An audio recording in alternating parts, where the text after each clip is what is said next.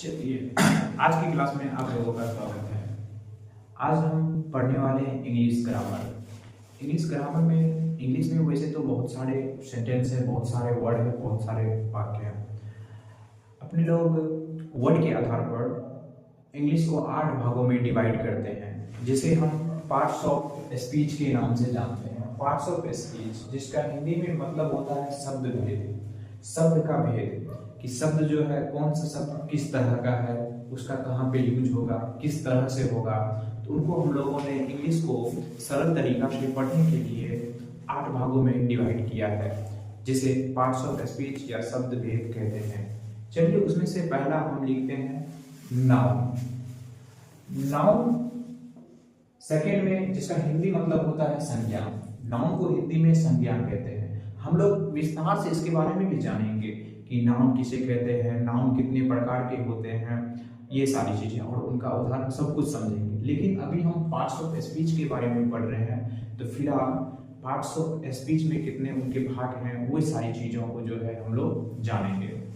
ठीक है, उसके बाद हम उन सभी भागों को, सभी पार्ट्स को डिवाइड करके फुल्ली क्लेरिफाई करके पढ़ेंगे। उसमें से पहला अपने लोग का होता है noun, then second pronoun. Noun और प्रोनाउन, तो नाउन में प्रो लगा दिए तो प्रोनाउन हो गया, जिसे हम सर्वनाम कहते हैं। हिंदी में उसका अर्थ होता है सर्वनाम। चलिए अब थर्ड नंबर पे आता है वर्ड, क्रिया। तो इसका हिंदी मतलब हो जाएगा क्रिया। उसके बाद आता है एडजेक्टिव। क्रिया के बाद फोर्थ नंबर में आता है एडजेक्टिव, जिसे हम विशेषण कहते हैं। विशेषण सबको हिंदी में विस्तार से पढ़ेंगे। अब उसके बाद आता है एडवर्ब, फिफ्थ नंबर में एडवर्ब, जिसका हम कहते हैं क्रिया विशेषण।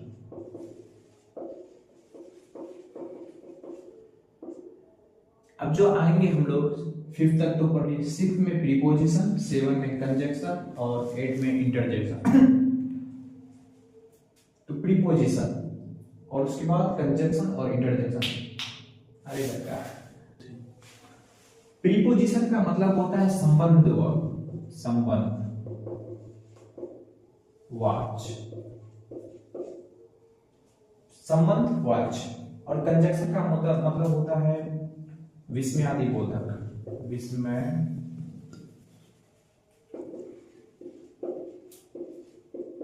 बोधक। उसके बाद तो यहाँ पे प्रीपोजिशन, प्रीपोजिशन को हिंदी में कहते हैं संबंधवाचक अव्यय। उसके बाद है कंजंक्शन, कंजंक्शन को बोलते हैं संयोजक अव्यय। और इंटरजेक्शन, इंटरजेक्शन को बोलते हैं विस्मयादि बोधक वाच्य। जैसा कि हम लोग पार्ट्स ऑफ स्पीच शब्द को भेद के बारे में पढ़ रहे हैं, तो उसका हम इंग्लिश डेफिनेशन देख लेते हैं in short. Divided into 8 classes according to their function in English sentence. अंग्रेजी वाक्य में आप उनके क्रिया के अनुसार इसको 8 भागों में डिवाइड किया गया है, बांटा गया है। इंग्लिश में पार्ट्स ऑफ स्पीच को 8 भागों में डिवाइड किया गया है। उसी के अंतर्गत सभी प्रकार के जितने भी शब्द आते हैं वे सारे यूज में होते हैं। अब हम एक एक उदाहरण जैसा कि जान लेते हैं।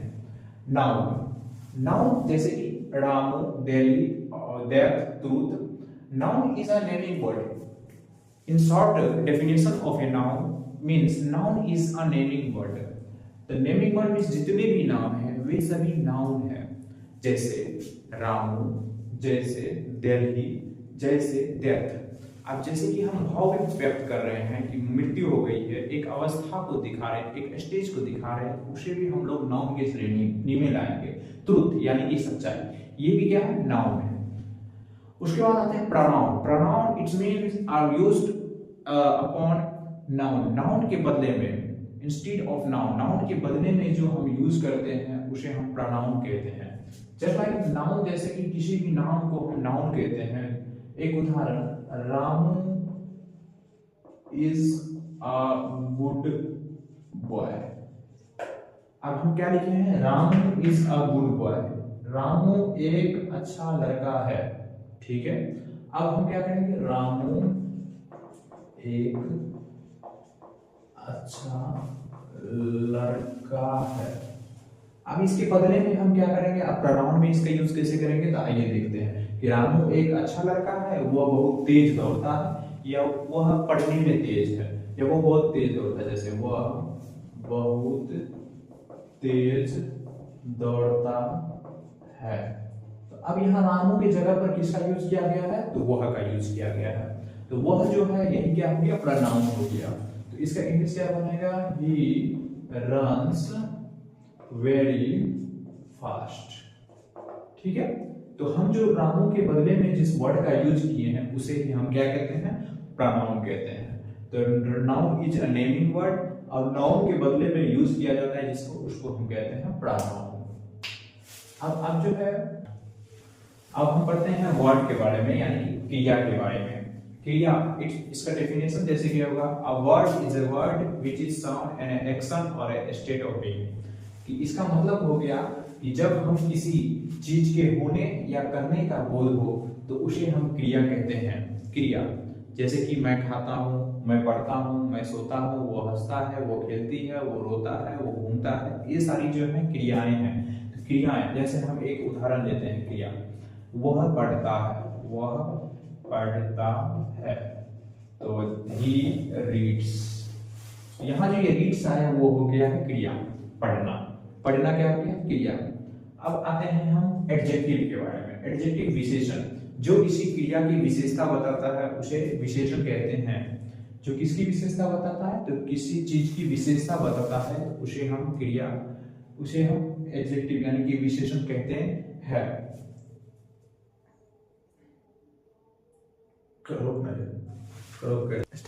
एडजेक्टिव, एडजेक्टिव को विशेषण। An adjective is a word which qualify a noun और ए प्रोनाउन। यानी कि सिंपल फॉर्म में देखा जाए तो एडजेक्टिव विशेषण हम उसे कहते हैं जो किसी नाउन यानी कि संज्ञा और प्रोनाउन यानी कि सर्वनाम की विशेषता बताता है, उसे हम एडजेक्टिव कहते हैं। An adjective is a word which is qualify और ए नाउन और प्रोनाउन, इट्स इज एडजेक्टिव।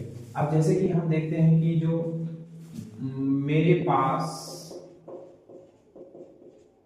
10 रुपया है, तो आई हैव 10 रुपीज। तो ये जो 10 हो गया वो क्या हो गया, तो एडजेक्टिव हो गया। ठीक है, रुपया की विशेषता बता रहे कितना रुपया है, तो 10 रुपया है। फास्ट, वह तेज दौड़ता है, तो दौड़ता है, तो ये नहीं, दौड़ता है नहीं होगा। ये नाउन और प्रोनाउन, यहाँ पे हम आपकी गलती को देख लेते हैं। यहाँ पे नाउन और प्रोनाउन की विशेषता बताया जा रहा है। तो प्रोनाउन जैसे कि वह, तो वह जो है वह लड़का है, वह लड़का है, वह काला लड़का है, काला लड़का है। तो he is a black boy. तो यहाँ जो ये ब्लैक है ये क्या हो गया, एडजेक्टिव हो गया। ये विशेषता बता रही थी, किसकी विशेषता बता रही है, तो लड़का की, बॉय की। तो जब हम अभी अभी डेफिनेशन में क्या पढ़े हैं कि जब हमें किसी चीज की विशेषता बताता है, किसी noun, and adjective is a word which is you qualify और ए नाउन और pronoun, it is adjective, it is an adjective. तो जब किसी नाउन की या प्रोनाउन की विशेषता बताया जाता है तो उसे हम एडजेक्टिव कहते हैं। अब आइए एडवर्ब। एडवर्ब यानी कि क्रिया विशेषण। अब इसका डेफिनेशन हम लोग जाने। An adverb is a word which modify और a noun, a pronoun, an adjective and another adverb. Adjective पढ़ लीजिए कि विशेषण, ठीक है। अब ये विशेषण, विशेषण किसकी विशेषता बता रहा था, तो ये किसी नाउन और प्रोनाउन की विशेषता बता रहा था। अब हम पढ़ेंगे वर्ब। वर्ब की विशेषता कौन बताती है, तो वो एडवर्ब बताता है। एडवर्ब को हिंदी में कहते हैं हम लोग क्रिया विशेषण। जैसा कि लगता है सबसे, क्रिया विशेषण यानी कि ये क्रिया, किसी भी काम का होना या जाना, इसकी जो विशेषता बतलाता है उसे हम क्रिया विशेषण एडवर्ब कहते हैं। And adverb is a word which modify a verb, adjective और अनदर एडवर्ब। जो किसी क्रिया विशेषण या अलग क्रिया विशेषण की विशेषता बताता है उसे हम एडवर्ब कहते हैं, उसे हम क्रिया विशेषण कहते हैं। तो चलिए हम लोग जानते हैं उदाहरण से। जैसे कि एक है स्लोली यानी कि धीरे, और एक है वेरी यानी कि बहुत। तो हम एक उदाहरण से जानते हैं स्लोली। वह धीरे दौड़ता है। ठीक है, वह धीरे दौड़ता है।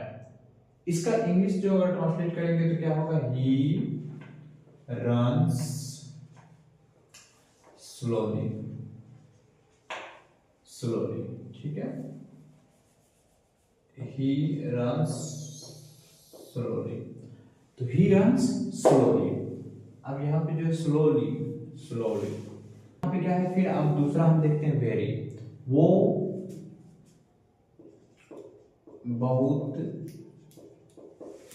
तेज लड़का है, या वो बहुत तेज दौड़ता है, दौड़ता है। ठीक है, तो वह का हो गया ही, तो बहुत तेज का हो गया। अब दौड़ना का रन्स वेरी फास्ट। अब यहाँ पे देखते हैं कि वह हो गया, ठीक है, ये क्या हो गया, तो प्रोनाउन हो गया। वह हो गया प्रोनाउन, रन्स हो गया वर्ब। अब वेरी क्या हो गया, तो वेरी क्या हो गया, तो वो एडवर्ब हो गया। और वो किसकी विशेषता बता रहा है, तो फास्ट क्या हो गया, तो फास्ट हो गया एडजेक्टिव, सॉरी एडवर्ब।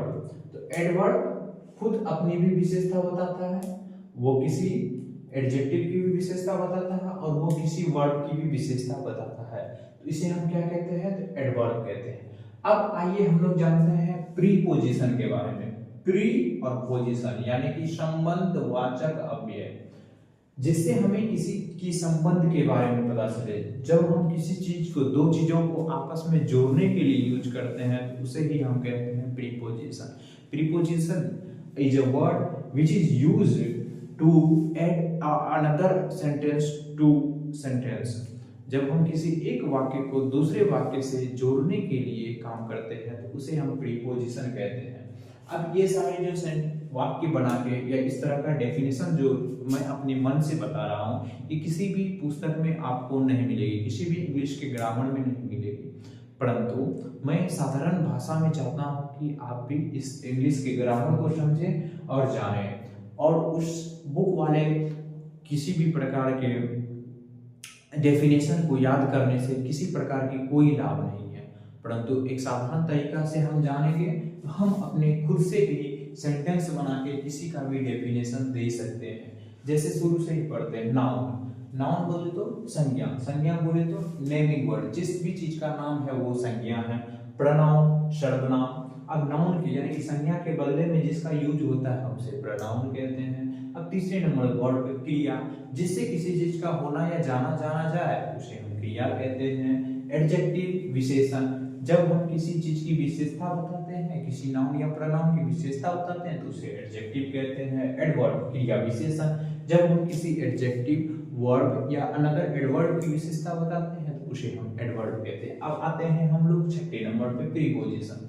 जब हम किसी चीज को जोड़ते हैं, किसी सेंटेंस को, किसी वर्ड को, किसी भी चीज को हम जब जोड़ने का काम करते हैं तो उसे हम कहते हैं प्रीपोजिशन। जैसे कि वह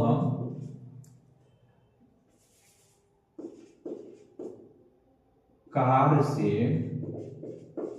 घर जाता है। किस चीज से घर जाता है, तो कार से। He goes to house with car.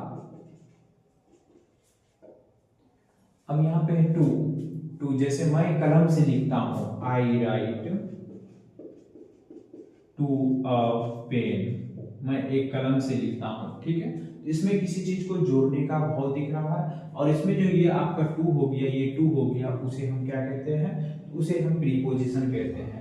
जैसे और एक सेंटेंस बनाते हैं, वह, इसमें भी जो विथ लगा हुआ है वो भी क्या है, तो वो भी प्रीपोजिशन का काम करता है।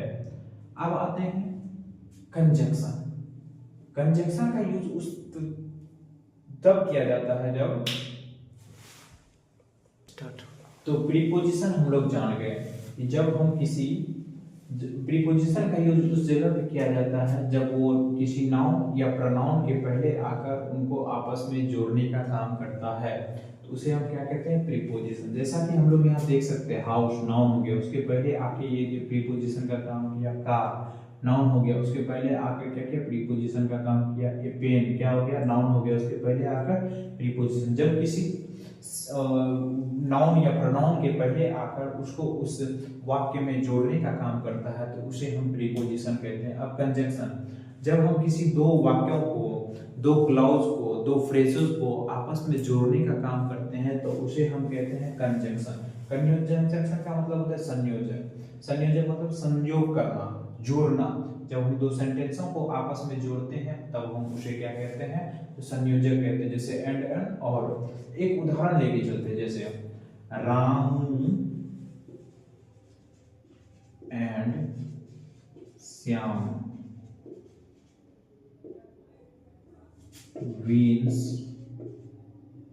win the race। अब हम लोग देखते हैं दो सेंटेंस को जोड़ने का काम कैसे करता है। The Ramu is a good boy and Shyam is a bad boy. जैसा कि आपको साफ साफ यहाँ पता चल रहा होगा, एंड जोड़ने का काम किया। रामू अच्छा लड़का है और श्याम बुरा लड़का है। ये दो सेंटेंस को आपस में जोड़ने का काम एंड के द्वारा किया गया है। अब आते हैं इंटरजेक्शन। इंटरजेक्शन में हम उसे पढ़ते हैं विस्मयादिबोधक। जब हमें किसी प्रकार के दुख, पीड़ा, खुशी या उल्लास, इस तरह की किसी भी चीजों को व्यक्त करने के लिए उस वर्ड का यूज किया जाता है तो उसे ही हम कहते हैं इंटरजेक्शन। जैसे अल्लाह आ, जैसे आ लिखते हैं, आ he died, अरे वो मर गया। Hurray, he wins the race। खुशी मनाने का, जश्न मनाने का, hip hip hurray, he wins the race। उन्होंने क्या जीत ली, दौड़ जीत ली। तो इस प्रकार आज का क्लास हम यहीं पे समाप्त करते हैं। कल से हम एक एक चीजों को विस्तार पूर्वक पढ़ने की कोशिश करेंगे। नाउन कितने प्रकार के होते हैं, प्रोनाउन कितने प्रकार के होते हैं, वर्ब कितने, और adjective, adverb, preposition, conjunction, interjection, और इन सभी का डेफिनेशन भी हम लोग लिखेंगे। तो हम आपसे एक ही चीज की रिक्वेस्ट करते हैं कि कल पढ़ने से पूर्व आप अपने पास एक साधारण सी नोटबुक और एक पेन अवश्य रख लीजिएगा, ताकि आपको मेन पॉइंट को नोट डाउन करने में किसी प्रकार की कोई समस्या नहीं होगी।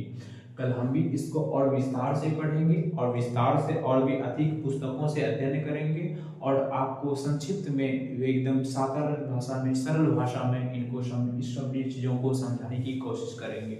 आशा करते हैं आप मेरी क्लास में कंटिन्यू बने रहे और मेरी आप लोगों से यही उम्मीद है कि आप अगर मेरे साथ रहेंगे तो हम आगे चल के यूजीसी नेट की भी प्रिपरेशन करवाएंगे, जो कि आने वाले समय में अगर आप इंग्लिश का स्टूडेंट होंगे तो आपको बहुत ज़्यादा फायदा करेगा।